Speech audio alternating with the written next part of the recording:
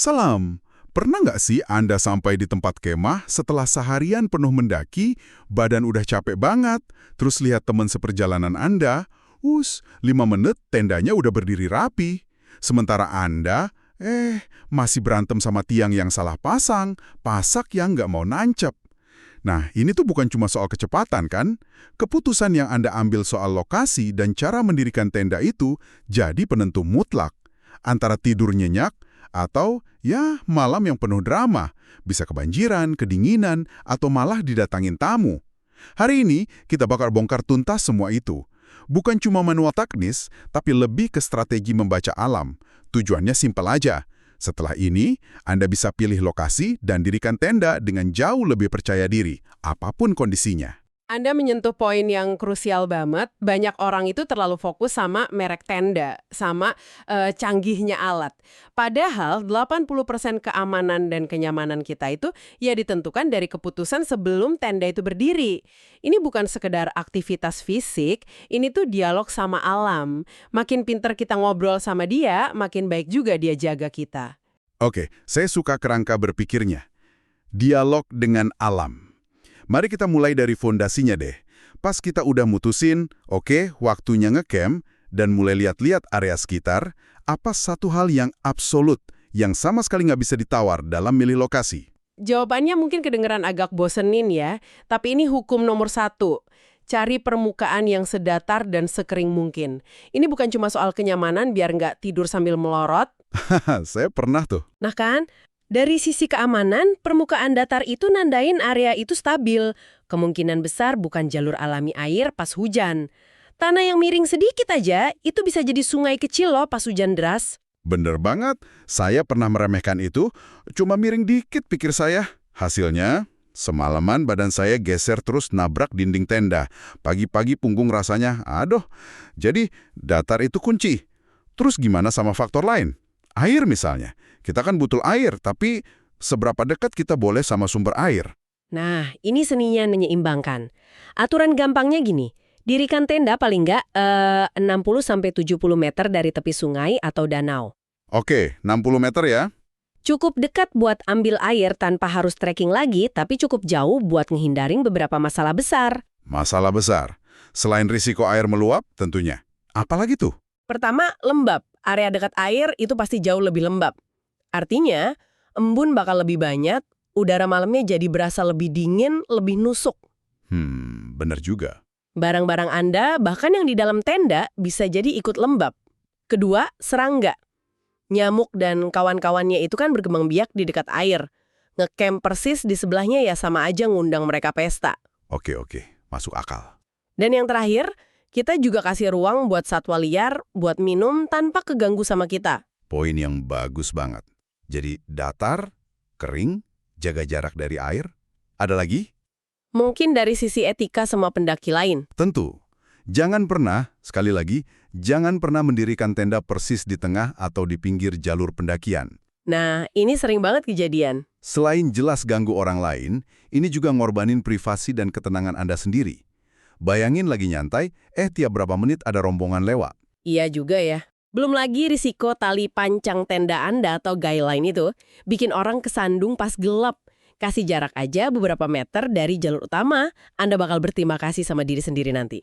Oke, kita udah bahas tempat-tempat ideal, tapi jujur deh, yang seringkali lebih nyelamatin kita itu justru tahu di mana kita nggak boleh sama sekali mendirikan tenda.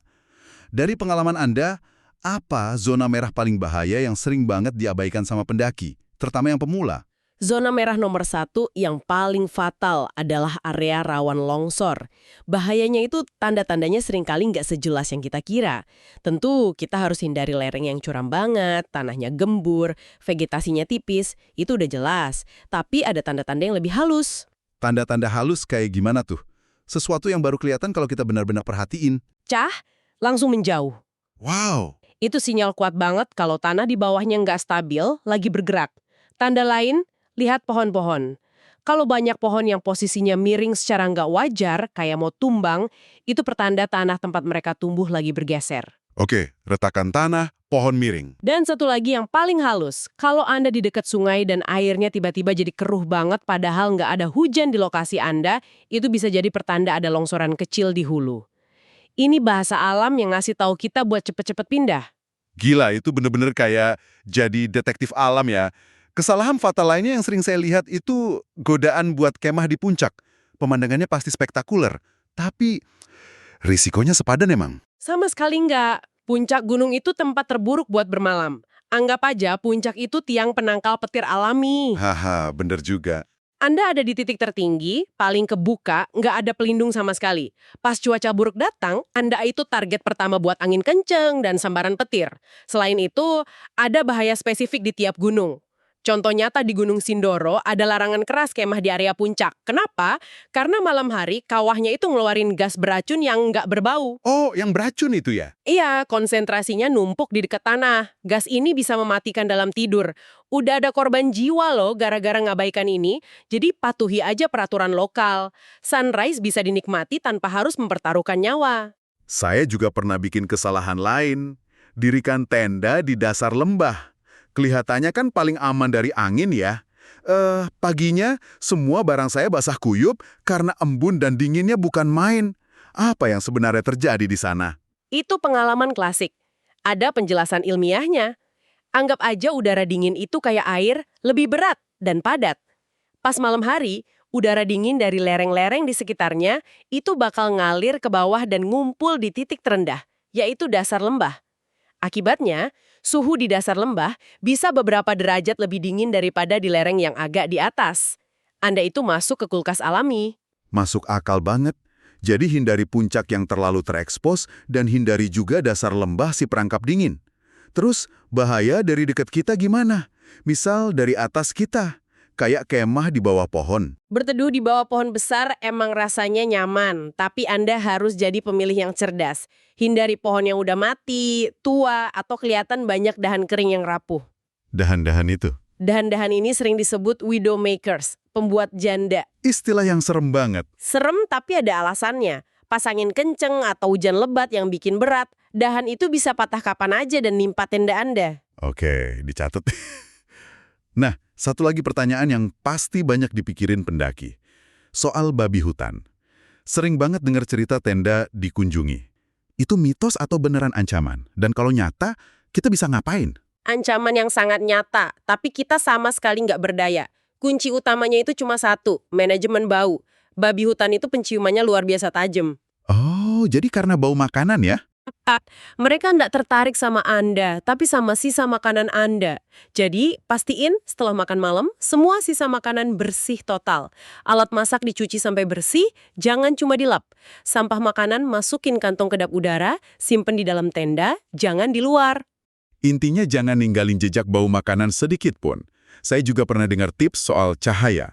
Katanya mereka takut cahaya. Beneran efektif? Sangat efektif. Itu mungkin tips paling praktis dan manjur. Babi hutan dan beberapa hewan malam lain itu secara naluriah ngehindarin cahaya terang, bikin mereka ngerasa terekspos. Jadi gimana caranya? Gampang aja, setelah gelap, cukup nyalain lampu tenda Anda atau gantung headlamp pakai mode redup di luar tenda. Cahaya kecil itu udah cukup jadi penghalang psikologis buat mereka. Sesimpel itu. Oke, skenario terburuk nih. Kita udah capek, hari mulai gelap, tiba-tiba cuaca berubah drastis. Hujan deras, angin kenceng. Nggak ada lagi waktu buat milih-milih tempat ideal. Dalam situasi darurat gini, prioritas nomor 1 pas mau diliin tenda itu apa? Prioritas absolut, cari pelindung dari angin. Angin itu musuh terbesarnya tenda. Jadi, sebelum ngapa-ngapain, cari penghalang alami. Bisa semak-semak rimbun, formasi bebatuan besar, atau bahkan cekungan kecil di tanah. Berlindung di belakangnya itu udah ngurangin tekanan ke tenda secara drastis. Gimana kalau kita kejebak di tempat yang bener-bener terbuka? Kayak padang sabana gitu, nggak ada tempat sembunyi sama sekali. Nah, di sini strategi penempatan jadi krusial banget. Pertama, Anda harus tahu arah angin datang dari mana. Cara gampangnya, ambil segenggam debu atau rumput kering, lempar dikit, lihat terbangnya kemana. Oke, cek arah angin dulu. Sekuah kau, dirikan tenda dengan bagian yang paling sempit dan paling rendah. Biasanya bagian belakang tenda itu ngadep langsung ke arah angin. Ini bikin tenda Anda lebih aerodinamis, kayak ngebelah angin bukan lawan. Dan posisi pintu tenda juga penting kan ya? Saya bayangin kalau salah, tiap buka pintu, angin sama hujan langsung nyerbu masuk. Tepat sekali. Posisikan pintu tenda membelakangi atau menyamping dari arah angin. Ini bakal nyiptain area yang lebih tenang di depan pintu. Jadi bisa keluar masuk tanpa nyambut badai ke dalam tenda. Detail kecil yang efeknya gede banget. Dalam kondisi kayak gitu, pasak bawaan tenda kadang rasanya kurang ya. Gimana caranya kita mastiin tenda bener-bener kokoh nang terbang? Ini saatnya memaksimalkan semua pertahanan tenda Anda. Pasang semua tali pancang atau guy line yang ada. Kalau tanahnya terlalu gembur, pasaknya goyang, cari batu gede, taruh di atas tiap pasak buat nambahin beban. Oh, ditindih batu ya? Iya. Kerja sama tim juga jadi kunci. Satu orang harus megangin rangka tenda, nahan biar nggak keangkat angin. Sementara yang lain cepet-cepet masang pasak dan ngencengin tali. Jangan coba sendirian pas angin kenceng, itu resep bencana. Sekarang kita bahas musuh satunya lagi, air. Saya sering lihat spesifikasi tenda nulis rating waterproof kayak 3000 mm gitu. Angka itu sebenarnya artinya apa sih buat kita? Pertanyaan bagus. Angka itu namanya hydrostatic head rating.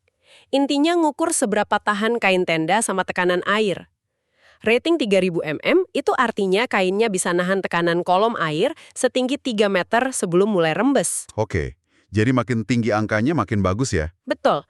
Untuk kondisi hujan tropis kayak di Indonesia yang seringkali deres banget, minimal 3000 mm itu udah standar yang sangat baik buat ngejaga Anda tetap kering. Selain dari rating tenda itu sendiri, ada lapisan pertahanan lain yang bisa kita tambah. Saya sering dengar istilah footprint. Wajib. Footprint itu alas tambahan persis di bawah lantai tenda. Fungsinya dua. Pertama, ngelindungin lantai tenda dari sobekan batu atau akar. Kedua, dan ini yang paling penting, pas hujan, dia jadi lapisan pertahanan ekstra dari air yang mungkin rembes naik dari tanah. Jangan remehin kekuatan air yang neken dari bawah. Dan kalau hujannya beneran lebat, ada satu trik kuno yang masih relevan banget, bikin parit kecil. Digali gitu sekelilingnya. Iya. Setelah tenda berdiri, pakai tumit sepatu atau pasak aja buat gali parit dangkal, mungkin cuma 5 cm ngelilingin tenda. Tujuannya buat nangkap dan ngalirin air hujan di permukaan tanah biar menjauh dari bawah tenda Anda, bukan ngumpul di situ. Saya juga suka banget ide pakai fly sheet atau terpal tambahan yang diikat di antara pohon. Jadi kayak bikin teras gitu di depan tenda, di dalam terus. Jadi kalau kita rangkum semua ini, milih tempat dan diriin tenda itu ternyata jauh lebih dari sekedar cari tanah lapang ya. Ini sebuah keahlian yang nyampurin pengamatan jeli, pengetahuan alam, dan persiapan matang. Tujuannya bukan cuma biar bisa tidur, tapi supaya kita bisa istirahat dengan aman dan nyaman.